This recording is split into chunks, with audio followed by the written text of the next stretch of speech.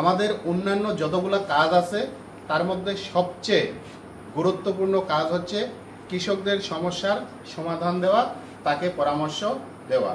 কিন্তু আমরা এক একজন উপসহকারী কৃষি কর্মকর্তা এতজন কৃষকের সাথে আমাদের প্রতিনিয়ত কনভারসেশন করতে হয়, ডিল করতে হয়, এতে করে আমরা সঠিক সময়ে হয়তো বিভিন্ন জায়গায় পৌঁছাতে পারি না। এই জন্য আমরা যদি এক্সপার্ট হতে পারি কোনো একটা বিষয়ে, আমার কাছের যারা কৃষক রয়েছে, যারা বড় কৃষক রয়েছে, যারা অগ্রগামী কৃষক রয়েছে, তাদেরকে যদি আমি এই বিষয়ে একটা স্পেসিফিক বিষয়ে তাকে গড়ে তুলতে পারি, তাহলে তার দ্বারা আরও 10 জন কৃষক উপকৃত হবে। ঠিক তেমনি একটা বিষয় নিয়ে আজকে আমরা আলোচনা করছি, সেটা হচ্ছে কৃষি পরিবেশ বিশ্লেষণ। এটা হচ্ছে আমাদের ইংলিশে আমরা যেটাকে বলি আইসা। আইসা অর্থ হচ্ছে কি আমাদের অ্যাগ্রো ইকোসিস্টেম অ্যানালাইসিস, কৃষি পরিবেশ বিশ্লেষণ। কৃষি পরিবেশ বিশ্লেষণ অর্থাৎ একটা মাঠে, একটা খামারে যে পরিবেশ আছে, কৃষি পরিবেশ, কৃষি উৎপাদন ব্যবস্থার সাথে জড়িত যে পরিবেশ, সেই পরিবেশটা, এখানে আলো, এখানে পানি, এখানে মাটি, এখানে রোগ পোকামাকড়, সকল কিছুর ব্যবস্থা এই পরিবেশের মধ্যে জড়িত। রোগ পোকামাকড় থেকে শুরু করে আমাদের মাটি, পানি, বায়ু সব কিছুই এই কৃষি পরিবেশের মধ্যে যুক্ত থাকে। এই পরিবেশের অবস্থা দেখে পরবর্তীতে এই ফসল ভালো রাখার জন্যে বা ভবিষ্যতে যাতে ফসলটা ভালো থাকে কি করণীয়, আমরা ব্যবস্থাপনা কি নেব, অর্থাৎ ম্যানেজমেন্ট সিদ্ধান্ত কি নেব, সেইটা সিদ্ধান্ত গ্রহণের জন্য আমরা এই আইসা করে থাকি, কৃষি পরিবেশ বিশ্লেষণ। প্রশ্ন হলো, কৃষি পরিবেশ বিশ্লেষণ এটা কে করবে? এটা কি উপসহকারী কৃষি কর্মকর্তা করবে, নাকি যার জমি তিনি করবেন? নিয়ম হচ্ছে যার জমি, যার ফসল, যার খামার, তিনি করবেন। কিন্তু তাকে তো আমাকে আগে প্রক্রিয়াটা জানাইতে হবে। তারা আমাদের কৃষক সমাজ এতটা অভিজ্ঞ না। কিন্তু আমরা যারা এক্সটেনশন কর্মী রয়েছি, উপসহকারী কৃষি কর্মকর্তা, যারা মাঠ পর্যায়ে থেকে কৃষকের সাথে কাঁধে কাঁধ মিলিয়ে তাদেরকে মোটিভেশনের মাধ্যমে আমরা পরামর্শ দিয়ে থাকি, আমাদের কাজ হচ্ছে আমরা আগে শিখব, আমরা শিখে সেটা আমাদের কৃষককে শেখাবো, তারপর কৃষক এটা কাজটা করবে। কৃষি পরিবেশ বিশ্লেষণের ক্ষেত্রে বিভিন্ন ধরনের পদ্ধতি রয়েছে, তার মধ্যে আমরা চাক্ষুষ পদ্ধতি এটা সবসময় ব্যবহার করে থাকি। কারণ এই পদ্ধতিতে উড়ে যাওয়া পোকা, বসে থাকা পোকা, মাটিতে থাকা পোকা অথবা চলন্ত যে সকল বালাই রয়েছে সেটাও কিন্তু আমরা চোখে দেখতে পাই। কিন্তু যদি হাত জাল অথবা পানি পাত্র পদ্ধতিতে যাই, তাহলে সেক্ষেত্রে কিছু বালাই আমাদের শনাক্ত করা কঠিন হয়ে যায়। তো এই চাক্ষুষ পদ্ধতি ব্যবহার করে আমরা কৃষি পরিবেশ বিশ্লেষণ করি। আজকে আমরা ধান ফসলের কৃষি পরিবেশ বিশ্লেষণ কেমন করে করা হয় সেটা আমরা করেছি। মাঠে করতে গিয়ে আমরা অনেকেই সঠিকভাবে করতে পেরেছি, অনেকেই সঠিকভাবে করতে পারি নাই। আমাদের যে ত্রুটিগুলো ছিল, এখন সেই বিষয়টা আমরা আবারও চেষ্টা করব সংশোধন করার জন্য। প্রথমেই যে জমিতে আমরা কৃষি পরিবেশ বিশ্লেষণ করতে চাই, এই জমিতে সোজাসুজি করা যাবে না। আমরা কি করব, যে কোনো একটা কর্নার বরাবর এই কৃষি পরিবেশ বিশ্লেষণের জন্য আমাদেরকে জমি দিয়ে নামতে হবে। এই ক্ষেত্রে এক কর্নার বরাবর অর্থাৎ এক লাইন বরাবর আমরা 20টি ঘুষি, ধানের যে ঘুষি থাকবে এই 20টি ঘুষিতে আমরা পর্যবেক্ষণ করব। এই পর্যবেক্ষণের সময় আমরা রোগ পোকামাকড় এইটা নিয়ে যেমন পর্যবেক্ষণ করব, ঠিক স্পেসিফিক কয়েকটা ঘুষিতে আমরা অ্যাগ্রোনমিক ডাটা নেব।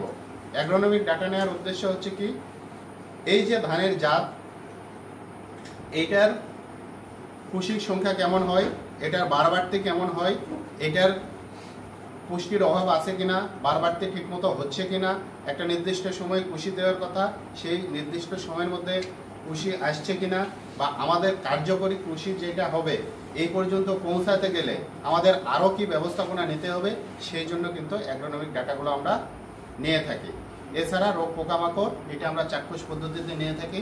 অনেক সময় আমাদের রোগের ক্ষেত্রে সমস্যা হয়ে যায়, রোগ যেটা আমরা পাতায় দেখছি পাতার বিভিন্ন জায়গায়, এই জায়গা থেকে আমরা কম বেশি বা মধ্যম এই কথাগুলো লিখে থাকি। এই জায়গায় আমাদের একটু শিখতে হবে একটা রোগ কম নাকি বেশি, এটা কিন্তু বিভিন্ন রোগের ক্ষেত্রে বিভিন্ন ধরনের স্কেল রয়েছে।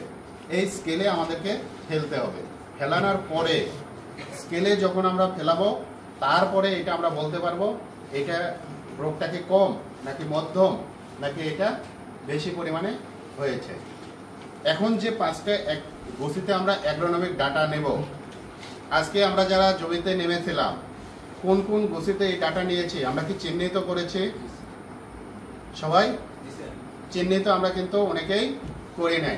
এটার নিয়ম হচ্ছে আমি যেই গোষ্ঠী পর্যবেক্ষণ করব আগামী সপ্তাহেও একই জমিতে আমাকে পর্যবেক্ষণ করতে হবে। না হলে আজকে যে জমির ধান গাছটা আমরা দেখলাম 35 সেন্টিমিটার বা 50 সেন্টিমিটার লম্বা, আগামী সপ্তাহে গিয়ে ঠিক ওই ধান গাছটাই বা ওই গুছিটাই আমরা দেখব এটার লম্বা বাড়ছে নাকি বারবার মানে স্লো হয়ে গেছে।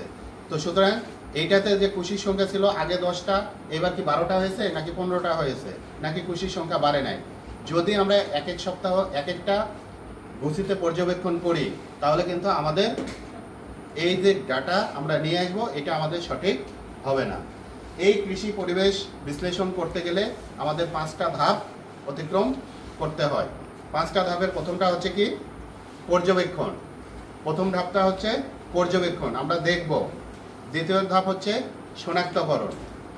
যেটা পর্যবেক্ষণ করলাম, কি পর্যবেক্ষণ করলাম এটা আমরা আইডেন্টিফিকেশন বা আইডেন্টিফাই করতে হবে। এটা কি রোগ নাকি পোকা, এটা শত্রু পোকা নাকি এটা বন্ধু পোকা। এরপরে আমরা কি করব, তথ্য সংগ্রহ করব। কয়টা ছিল, কীরকম ছিল, কতখানি ছিল, টোটাল তথ্য আমাদেরকে সংগ্রহ করতে হবে।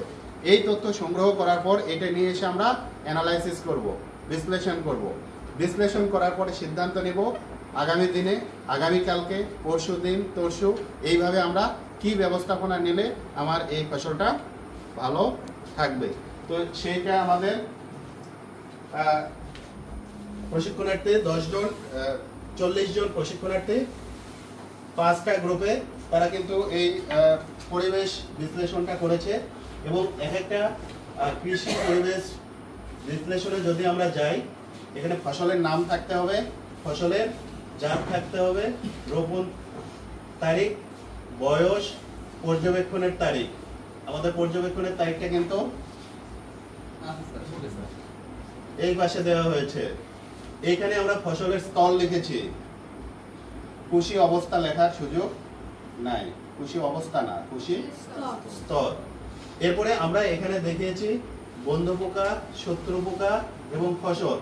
এই যে যখন আমরা বিশ্লেষণটা করব এই জায়গাতে, যেটা অনেকে আমাদের বলে থাকে এই ধান গাছটাকে এত ছোট করলে হবে না, এটাকে পৃষ্ঠা ভরাইতে হবে, যাতে করে আমরা বলতে পারি এই পোকাটা এই পাতার কোন জায়গায় থাকে, মাথায় থাকবে নাকি লিপ শীত এই জায়গায় থাকবে, নাকি এটার যে কাণ্ড, ধান গাছের যে কাণ্ড এখানে থাকবে নাকি গোড়ায় থাকবে। আমরা কোন জায়গায় দেখেছিলাম, যে জায়গায় দেখেছিলাম সেটা কিন্তু সেখান থেকে আমরা পয়েন্টিং করে টান দিয়ে এটা আমরা দেখিয়ে দেব।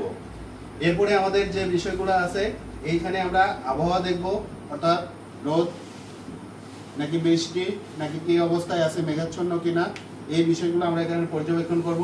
কেন এটা করব, আমরা জানি বিভিন্ন ধরনের পোকামাকড় বা রোগবালাই এটা যখন আক্রমণ করে তাদের পরিবেশটা যদি পছন্দসই না হয়, অনুকূল পরিবেশ না হয়, তাহলে এই রোগ বা পোকা কিন্তু আক্রমণ করতে পারে না। এরপরে মাটিতে রস বা পানি আমাদেরকে সেচ দিতে হবে কি হবে না, কারণ আমরা জানি এই ফসলের বাড়তি, এই ফসলের ঘনত্ব অথবা এই ফসলের প্রোডাক্টিভিটি নির্ভর করে অনেকটা পানির উপর। কিছু ফসল আছে, কিছু রোগ আছে পানি লাগবে, কিছু ফসলের ক্ষেত্রে পানি স্বল্প পরিমাণ লাগবে। আবার যদি আমরা ধানের ক্ষেত্রে যদি দেখি, কখনো পানি বেশি রাখতে হবে, কখনো পানি কম রাখতে হবে। তো এই জন্যে আমরা এটা দেখব। এরপরে আমাদের আগাছা, আমরা জানি আগাছা ফসলের একটা বড় বালাই। কারণটা হচ্ছে কি, মাটিতে যে পুষ্টি থাকে এটা গাছের চেয়ে আগাছা বেশি পরিমাণে নেয়। এরপরে আমাদের বন্ধ পোকার সংখ্যা, শত্রু পোকার সংখ্যা, এগুলো আমরা দেখব। কেন প্রাকৃতিক উপায়ে আমরা ফসল চাষ করতে চাই। আমরা যে ফসল চাষ করব সেই ফসলটা যদি আমরা নিরাপদ করতে পারি, সেটা আমাদের জন্য ভালো, ভবিষ্যৎ প্রজন্মের জন্য ভালো, পরিবেশের জন্য ভালো হবে। এরপরে সারের অভাবজনিত লক্ষণ, আমাদেরকে বিভিন্ন পুষ্টি উপাদানের যে লক্ষণগুলো আছে এটা আমাদেরকে জানতে হবে, চিনতে হবে। এখানে যদি আমি সঠিকভাবে পুষ্টি উপাদানের লক্ষণটা নিশ্চিত করতে না পারি, তাহলে আমি কোন সার দেব? যে কোনো একটা সার দিলে হয়তো বারবারতে ভালো হবে, কিন্তু পোকার আক্রমণ বেশি হতে পারে। ধান ভালো হবে, কিন্তু ধানের শীষ চিতায় পরিণত হতে পারে, অর্থাৎ শীষটা ফাঁকা হয়ে যেতে পারে। আবার রোগ বা পোকামাকড়ের আক্রমণ বেশি হতে পারে। এরপরে আমরা রোগের অবস্থা দেখব। এরপর আমাদের আরেকটা বালাই হচ্ছে ইঁদুর। এই ইঁদুরের আছে কিনা, উপস্থিতি আছে কিনা, সেটাও আমাদেরকে লক্ষ্য করতে হবে। এবং সব শেষে আমাদের ফসলের সার্বিক অবস্থা। এই যে বিষয়গুলো দেখলাম, এই বিষয়গুলা যে তথ্যগুলো আমরা পেয়েছি, এই তথ্যগুলো অ্যানালাইসিস করে আমরা সিদ্ধান্ত নেব। এই কাজটা আমরা আজকে শিখছি। এটা মাঠে গিয়ে আমাদের যারা বন্ধু প্রতিম, আমরা যাদের সাথে কাজ করি, সেই সকল কৃষকদেরকে 2-4 জনকে আমরা ধীরে ধীরে অভিজ্ঞ করব। ধীরে ধীরে একসময় সকল কৃষককে আমরা অভিজ্ঞ করার চেষ্টা করব, যাতে করে আমরা ফসলের ব্যবস্থাপনার ক্ষেত্রে সঠিক সিদ্ধান্ত নিতে পারি।